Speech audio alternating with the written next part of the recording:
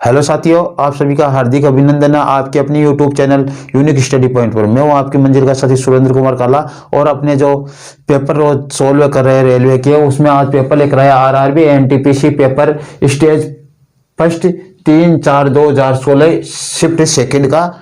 यदि ये वीडियो आपको पूरा देखने के बाद में पसंद आई तो आप इसे शेयर कीजिए, लाइक कीजिए और सब्सक्राइब कीजिए, हमारा ज्यादा से ज्यादा सहयोग कीजिए। ओके, तो हम आगे बढ़ते हैं। तो देखो क्या है, यदि अक्ष एक सम संख्या है तो उसकी अगली विषम संख्या क्या होगी। देखो कोई संख्या 2 है तो उसकी अगली विषम संख्या 1 जोड़ते ही 3 आ जाएगी। 4 है उसमें 1 जोड़ते ही 5 आ जाएगी। तो अक्ष सम संख्या है तो उसकी अगली विषम संख्या अक्ष प्लस 1 होगी, जो ऑप्शन होगा आपका बी। क्या होगा? ऑप्शन बी होगा। अब देखो सेकेंड क्वेश्चन है, कह रहा है ए ई पावर अक्स प्लस वाई बराबर 1 की पावर 6। पहले इसको हल कर लेते हैं। देखो जब आधार समान होते हैं तो घातें भी समान होती है, और जब घातें समान होती है तो आधार समान होता है। तो देखो आधार समान है दोनों का, इसलिए घातें समान अक्स प्लस वाई बराबर 6 हो जाएगा। ठीक है, फिर क्या कह रहा है, y से अक्ष 2 अधिक है। y से अक्ष 2 अधिक है तो देखो अक्ष बराबर y प्लस 2 होगा। यही है, अक्ष 2 अधिक हो गया, इसको y को इधर लेकर आएंगे तो अक्ष माइनस वाई बराबर 2। ये समीकरण इसके यहाँ पे ले आओ, अक्ष प्लस वाई बराबर 6। इसको जोड़ेंगे तो y से y कैंसिल, 2 अक्ष बराबर 8 और अक्ष बराबर 4 आपका मान आ जाएगा। और जो ऑप्शन है आपका डी, क्या है ऑप्शन डी, अक्ष का मान पूछा उसने।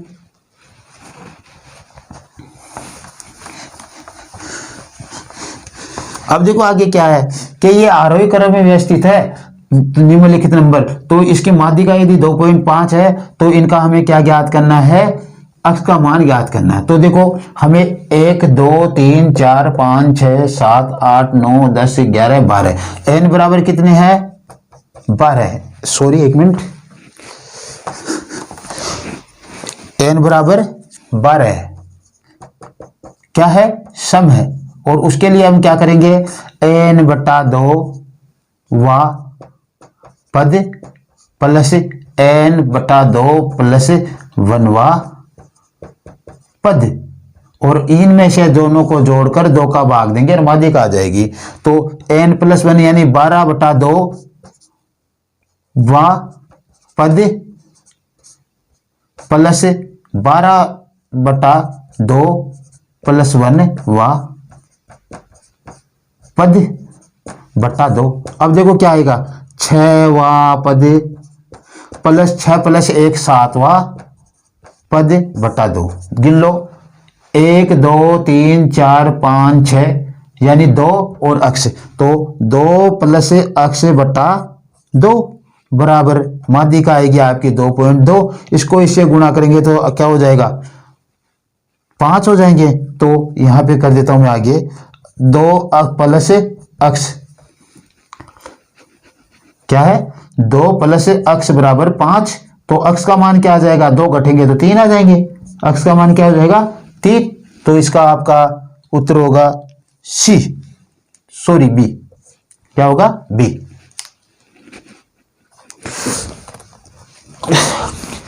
अब आगे बढ़ते हैं हम चौथे क्वेश्चन पर। चौथा क्वेश्चन क्या है, देखो कह रहा है 2,29,301 2,29,301 का में 9 के स्थानीय मान तथा अंकित मान का अंतर ज्ञात करना। देखो स्थानीय मान तो देखो क्या है, देखो यहाँ पे ध्यान देना, इसका क्या कर रहे हैं हम, स्थानीय मान। स्थानीय मान क्या होगा, ये 9 उतारो और इसके आगे जितने अंक है उतने 0 रख दो। इस साइड के अंक रख दिया, 3 अंक थे, 3 0 रख दिया। अंकीय मान क्या होता है, अंकीय मान या अंकित मान। अंकीय मान या अंकित मान वो खुद अंक ही अपना अंकीय मान होता है। तो 9 का 9 ही अपना ये हो गया, और इनका अंतर ज्ञात करना है तो इसको घटा दो इसमें से, 1 9 9 और 8 8,991, जो आपका ऑप्शन है बी, वो इसका सही ऑप्शन होगा बी। जैन ने एक लॉटरी जीती और इनामी राशि का 1/3 भाग उसे मिलता है, वह 6,000 रुपये जो 1/6वां भाग है लॉटरी कितने रुपए में की थी। तो देखो क्या करना है, हमें लॉटरी 1 रुपए की, मान लो आप लॉटरी 1 रुपए की थी, तो 1 रुपए की लॉटरी थी, उसका 1/3 भाग उसे मिलता है और उसका 1/6 भाग, उसका 1/6 भाग कितना है, 6,000 रुपये जो उसे वो दान कर देता है। तो एक का मान हमें निकालना है, एक बराबर क्या हो जाएगा 6,000 इंटू 18 और एक का मान क्या आया 18 की 108 यानी 1,08,000 रुपये और 1,08,000 रुपये इसके डी ऑप्शन में है जो आपको टिक करना है। ठीक है, अब देखो आगे बढ़ते हम। एक माना लॉटरी का कुल मूल्य हमने माना 1 रुपया था, उसको 1/3 भाग कर दिया, फिर 1/6 भाग कर दिया जो 6,000 रुपये। फिर आगे आप निकाल लोगे एक का मान और एक का मान हमने कुल माना है। अब देखो क्या कह रहा है, 78 पुस्तकें, 114 क्रेयॉन और 141 नोटबुक स्कूली बच्चों में समान रूप से वितरित किए गए। यह पाया गया कि प्रत्येक में से 6 अवितरित बच्चे हैं, 6 अवितरित है प्रत्येक में। तो बच्चों की कुल संख्या कितनी है, तो सभी में से 6 घटा दो। आप ऐसा ही करो, इसमें से भी आप 6 घटा दो, इसमें से भी 6 घटा दो, इसमें से भी 6 घटा दो। ये बोल रहा है ये पहले घट जाएगा। फिर क्या हुआ देखो, ये तो आ गए आपके 72 और ये आ गए 108 और ये आ गए घटने के बाद 135। अब इनके हम टुकड़े करेंगे, हमें निकालना एलसीएम, सॉरी एलसीएम नहीं एचसीएफ में से निकालना है ऐसे क्वेश्चन के लिए। तो कुल बच्चों की संख्या के लिए अब क्या करें हम, देखो 8 गुणा 9 और ये हो गया आपके 18, 9 ही कर लो इसको, 27 गुणा 4 और ये हो गया आपका 27 गुणा 5। जो सभी में कॉमन है वो लेना है। देखो देखो 8 सभी में नहीं है, 2 भी सभी में नहीं है, 4 भी सभी में नहीं है, तो 8 वाला तो कैंसिल होगा, नहीं लेंगे। देखो 9 यहाँ पे भी है, यहाँ पे भी है, यहाँ पे भी है और 27 में भी 9 है, इसमें भी है। 5 भी सभी में नहीं है, तो ऑप्शन क्या आ जाएगा 9। इसका HCF क्या आएगा 9 आएगा, HCF क्या आएगा 9 आएगा। वैसे टुकड़े करके देख लो, कोई फर्क नहीं पड़ता। देखो 72 के टुकड़े करेंगे 2 गुणा 2 गुणा 2, 72 से 36, 18, 2 गुणा 3 गुणा 3, कोई फर्क नहीं पड़ता। 108 के करोगे तो 2 54 2 27, 3 गुणा 3 गुणा 3। फिर आप करोगे 135 के टुकड़े, तो 135 के टुकड़े होंगे आपके 3 गुणा 3 गुणा 3 गुणा 5। ये टुकड़े होंगे, इनमें से जो सभी में उपस्थित है वो लेना है। और सभी में उपस्थित क्या है आप देख लो, सभी में उपस्थित आपको 3 दिखाई देगा। देखो एक बार तो 3 यहाँ पे है, ये रहा यहाँ पे और ये रहा, ये रहा यहाँ पे, ये रहा और ये रहा, बस अब एंड हो गया। तो 3 गुणा 3 बराबर 9 हो जाएगा। तो इसका ऑप्शन क्या होगा आपका ए होगा। HCF आपको अच्छी तरह निकालना था, मैंने घटाने वाला था इसलिए। आगे का क्वेश्चन देखो क्या है, एक आयत का क्षेत्रफल कितना है, इतना। तो देखो L गुणा बी, L गुणा बी बराबर कितना है क्षेत्रफल होता है, और वो दे रखा है 42 वर्ग सेमी। ठीक है, अब क्या दे रखा उसने, उसकी लंबाई 7 दे रखी है, यानी 7 गुणा बी बराबर 42 और बी बराबर 6 7 42 सेमी। क्यों, तो अब क्या कह रहा है, उसकी परिधि, परिधि का मतलब परिमाप ही होता है। परिधि का मतलब क्या होता है, परिमाप ही होता है। और परिमाप क्या होता है, 2 गुणा लंबाई प्लस चौड़ाई, लंबाई और 7 और 6 जुड़कर 13 हो जाएंगे, और 13 दूना 26 सेमी, और 26 सेमी आपका सी ऑप्शन। 8वां क्वेश्चन है, यह 40 रुपए प्रति किलो के हिसाब से सब्जियां बेचता है, जिससे उसे 9% की हानि होती है। 40 रुपए प्रति किलो के हिसाब से बेचता है तो 9 किलो, ये 10% की क्या होती है हानि। हानि कितनी होती है, -10% है, यानी 1/10, 10 में से 1 घटकर 9, यानी 10 से 9।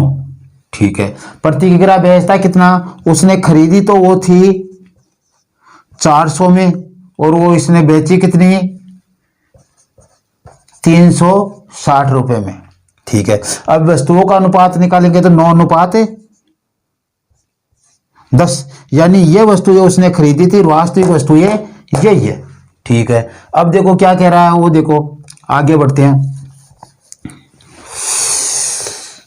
244 रुपए की कुल हानि होती है। कुल हानि कितने की होती है, 244 रुपए की, जबकि यहां पे हानि कितने की हो रही है, 40 रुपए की। देखो 400 और 360 में कितने का अंतर है, 40 का, ये 40 कम है, तो ये तो हम तो कह रहे हैं 40 रुपए की हानि, ये कह रहा है 144 रुपए की हानि। 1 रुपए की हानि हमारी होगी तो इसके कितने होगी, 144/40, और हमें 9 पर लेना है। किस पे लेना है, 9 पर। किस पे लेना है, 9 पर। तो 9 बराबर 144/40 गुणा 9।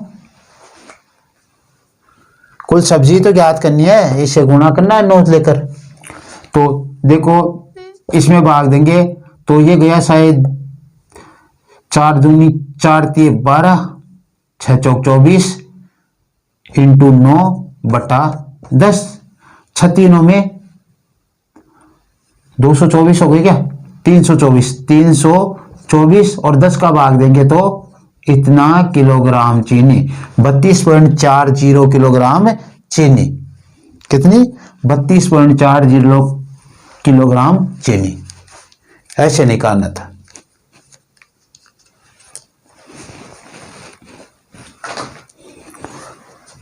ठीक है,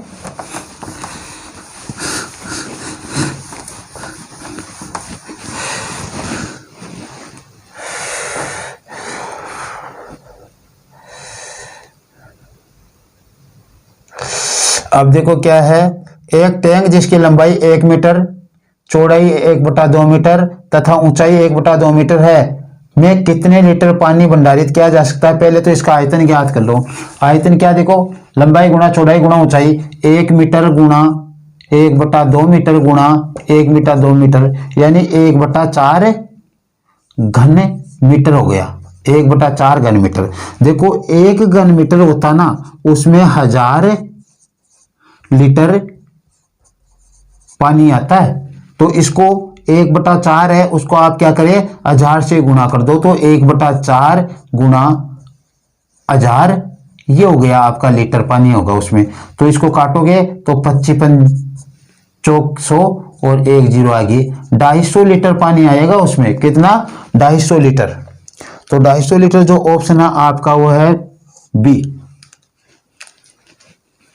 कितना आएगा, देखो इसका आयतन निकाला तो इतना घन मीटर हो गया, मीटर में निकाल लिया। 1 घन मीटर के बराबर 1000 लीटर होता है, तो ये 1/4 घन मीटर था, हमने इसको 1000 से गुणा किया तो कितना हो गया, 250 लीटर हो जाएगा।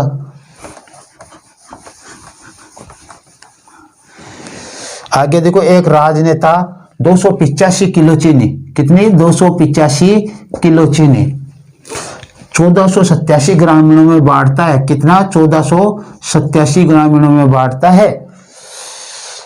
प्रत्येक व्यक्ति को मिलने वाली चीनी की मात्रा ज्ञात कीजिए। अब आप ध्यान देना, ये निकालने की जरूरत है, यहाँ पे भाग देने की आवश्यकता ही नहीं है आपको। ये कह रहा है शुरुआत में आप क्या लगाओ, दशमलव लगा जाओ, क्योंकि इसमें भाग जाएगा नहीं। यहाँ पे 0 उतारेगा तो यहाँ पे 0 होगा। अब यहाँ पे पहले शुरुआत में दशमलव वही होगा, क्योंकि 191 सभी में समान सी संख्या है। शुरुआत में 2 दशमलव आ गया ना, वही इसका ऑप्शन होगा सी, 0.191 किलोग्राम।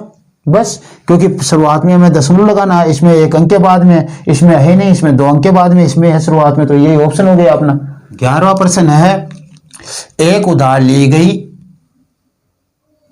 राशि पर अक्ष वर्ष में 6% वार्षिक ब्याज की दर से बढ़ने वाला ब्याज उसके मूलधन का 1/3 है, तो अक्ष का मान ज्ञात करो। अब देखो ये जो दिया आपको 1/3, क्वेश्चन को ज्यादा जाने की जरूरत नहीं, इसको ही आप मूलधन मानो, नीचे वाली संख्या मूलधन है। तो ब्याज क्या आपका 1 रुपया ब्याज है। हमें निकालना क्या है, वर्ष यानी समय निकालना है। हमारे पास दर क्या है, R बराबर 6% है, तो साधारण ब्याज है, निकाल लो आप। मूल दो समय निकालते तो समय के लिए क्या होगा सूत्र, समय बराबर ब्याज गुणा 100, ब्याज 1 रुपया है गुणा 100 बटा मूलधन 3 रुपया है गुणा दर 6% है तो 6। काट लो, कटता तो 3 और ये 50 बार कट गया, यानी 50/9 आ गया आपका मान, और इसका हो गया 5/9 वर्ष। कितना हो गया, 5/9 वर्ष। और ये आपका ऑप्शन ए, क्या ऑप्शन ए। फिर आगे के क्वेश्चन पर बढ़ते हैं हम 12वें क्वेश्चन पर। 12वां क्वेश्चन है, मैंने एक 378 पेज की पुस्तक पुस्तकालय से ली। कुल पेज कितने हैं, कुल पेज किसके, पुस्तक के 378 है जो ली पुस्तकालय से। एक सप्ताह में वापस की जानी, यानी एक सप्ताह में वापस करनी है। यदि मैं 1 घंटे में 14 पृष्ठ पढ़ता हूं, कितने घंटे में, 1 घंटे में बराबर 14 पृष्ठ, 14 पेज पढ़ता है 1 घंटे में, और प्रतिदिन 3 घंटे पढ़ता हूं, तो प्रतिदिन का क्या हो जाएगा इसके, 1 घंटे में 14 पृष्ठ और 3 घंटे में कितना पढ़ेगा, 3 घंटे में कितना हो जाएगा, 14 गुणा 3 बराबर 42 पृष्ठ पढ़ेगा, 42 पेज। ये क्या हो जाएगा, प्रतिदिन हो जाएगा, पर डे हो जाएगा। क्यों, क्योंकि ये एक प्रतिदिन क्या कर रहा है, कह रहा है 1 घंटे में 14 पृष्ठ पढ़ता हूं, प्रतिदिन 3 घंटे पढ़ता है, 1 घंटे का हो गया ये 42 पृष्ठ, ठीक है, 1 दिन का हो गया। तो पुस्तक को पूरा पढ़ने के लिए उसे कितने दिन के लिए न्यूनीकृत किया जाना होगा, यानी ये 42 पृष्ठ पढ़ता हो तो सप्ताह भर के लिए आई वो तो उसके पास, तो इसको 7 दिन के लिए निकालो, इसलिए 7 डेज के लिए क्या हो जाएगा, प्रतिदिन के लिए ये है, तो 42 गुणा 7 बराबर 7 दूनी 14, 2829, 294 पेज पढ़ लेगा वो कितने दिन में, सप्ताह में, सप्ताह में, एक सप्ताह में 294 पृष्ठ पढ़ लेगा, उसमें 378 पृष्ठ है, तो लाओ वापस उसको शेष पृष्ठ।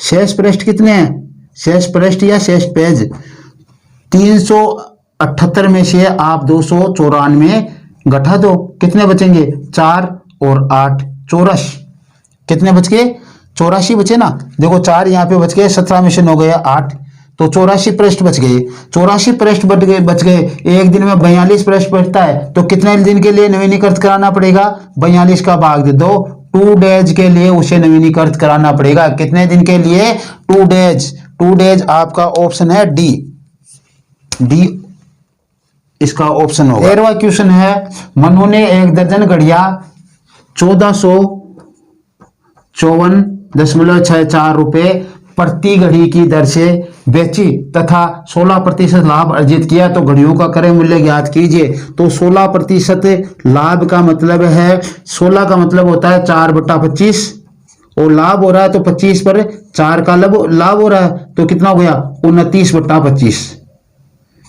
ये तो हम आगे की संख्या निकालते तब था, ये विक्रम मूल्य तो पहले ही आगे का दिया, तो हमें पीछे का क्रय मूल्य निकालना है। 25 को ऊपर करो, 29 को नीचे करो, 25 ऊपर 29 नीचे। इसमें भाग देंगे 5 बार, फिर भाग जाएगा नहीं 0.1 बार, फिर यहाँ पे बच गए आपके 176 के लगे, हाँ, तो यहाँ पे 6 बार, ठीक है, ये अपने पास मान आया। अब इसको हम गुणा करेंगे 25 से, तो 25 छगी 150 का 0 हासिल 15, 25 कम 25 और 15 40 का 0 हासिल 4, और ये 4 यहाँ पे 25 पंजे 125, 1254 रुपए क्रय मूल्य प्रति घड़ी। अब देखो ये क्या बोल रहा है, देखो 1254 रुपए यहाँ पे शुरुआत में आपको दिया, जो आ गया यार आप यहाँ पे इसके टिक लगा के क्वेश्चन को गलत करके आओगे, नहीं, ये बोल रहा घड़ियों का क्रय मूल्य ज्ञात करो। तो 1 दर्जन घड़ी ली है उसने, तो क्रय मूल्य तो 12 घड़ियों का निकालना है, कुल क्रय मूल्य, कुल क्रय मूल्य ये 1 घड़ी का था, तो 1254 को आप 12 से गुणा कर दो, 12 चौका 48 क्या 8 हासिल 4, 60 और 4 64, और बच गए 6, 24 और 30 3 और ये 15, कितने आ गए, 15,048 रुपए इसका मान आएगा, कितना, 15,048 रुपए। तो ये ऑप्शन है आपका सी। एक वृत्त की परिधि 22 सेमी है तो अर्धवृत्त का क्षेत्रफल कितना होगा? तो देखो वर्ग की परिधि होती है 2 पाई आर बराबर 22, तो 2 पाई आर बराबर 22, आर का मान निकालना है, 22 बटा 2 पाई आएगा गुणा 22 ऊपर 7 ला जाएगा, 22 से 22 कैंसिल, 7 बटा 2। वर्ग की परिधि क्या हो गई, सॉरी त्रिज्या क्या हो गई 7 बटा 2। अब अर्धवृत्त का क्षेत्रफल निकालना हमें, तो अर्धवृत्त का क्षेत्रफल पाई आर स्क्वायर बटा 2 होगा, तो ये लो 22 बटा 7 गुणा 7 बटा 2 गुणा 7 बटा 2, और ये 2 भी नीचे हो जाएगा आगे आकर इसके, तो क्या हो गया, इसको काटोगे तो देखो 7 से 7 कट गए और अपने पास आ गया 11, और ये हो गया आपके 77 बटा 4, यानी लगभग 19 चौक 76 25 वर्ग सेंटीमीटर। तो ये हो गया आपका ऑप्शन बी। क्या हो जाएगा, ऑप्शन बी 19.25 वर्ग सेंटीमीटर। अब देखो आगे क्या कह रहा है कि 20 साइकिलों को बेचने पर विनय को 2 साइकिलों के विक्रय मूल्य के बराबर हानि होती है, तो हानि प्रतिशत ज्ञात करो। अब देखो हमें यह ध्यान होना चाहिए कि हानि का सूत्र क्या होता है, हानि का होता है क्रय मूल्य माइनस विक्रय मूल्य। तो देखो 20 का क्रय मूल्य माइनस 20 का विक्रय मूल्य और बराबर 2 का विक्रय मूल्य के बराबर ही हानि होती है ना, ये हमने सीधा लगा दिया विक्रय मूल्य। अब देखो ये इधर जाएगा तो जोड़कर कितने हो जाएंगे, 20 का क्रय मूल्य बराबर ये जोड़ेंगे तो 22 विक्रय मूल्य। ठीक है, विक्रय मूल्य को क्रय मूल्य के नीचे ले आओ, क्या गया 22 बटा 20, और इसको काटोगे तो 11 बटा 10, कितना हो गया 11 बटा 10। क्रय मूल्य 11 रुपए और विक्रय मूल्य 10 रुपए, तो कितना का हानि हुई, 1 की हानि हुई। तो हानि प्रतिशत आप निकालोगे तो हानि प्रतिशत बराबर 1 की हानि कितने पर, 11 पर, गुणा 100, और कितना हो जाएगा 9 सही 1 बटा 11% हानि, और 9 सही 1 बटा 11% आपका ऑप्शन बी।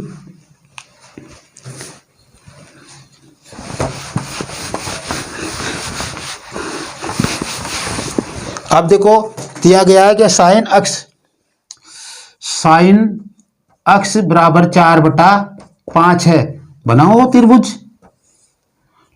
लंब बटा कर्ण, लंब है इसका 4 और कर्ण इसका 5, आधार हो गया इसका 3, और यहाँ पे दिया है कि इसका मान निकालना है सेक स्क्वायर अक्स माइनस 1, और इसका होता है सीधा ही टेन स्क्वायर अक्स। क्या होगा, टेन स्क्वायर अक्स होगा, और टेन स्क्वायर अक्स का मान रखो यहाँ पे, टेन स्क्वायर का यानी लंब बटा आधार, लंब 4 बटा आधार 3 और उसका वर्ग बराबर कितना हो गया 16 बटा 9, और 16 बटा 9 आपका ऑप्शन डी। तो आज के वीडियो में इतना ही। यदि ये वीडियो आपको अच्छा लगा हो तो आप इसे शेयर कीजिए, लाइक कीजिए और सब्सक्राइब कीजिए, और अपने साथियों से भी करवाइए। आप हमारा सहयोग करिए, आपका अपना सहयोग हमारे लिए बहुत ही अतुलनीय है, जिसकी हम कोई सीमा नहीं बना सकते। इतना हमारे लिए मोस्ट आपका सहयोग। तो ओके, थैंक्स, आप बने रहिए, बाय।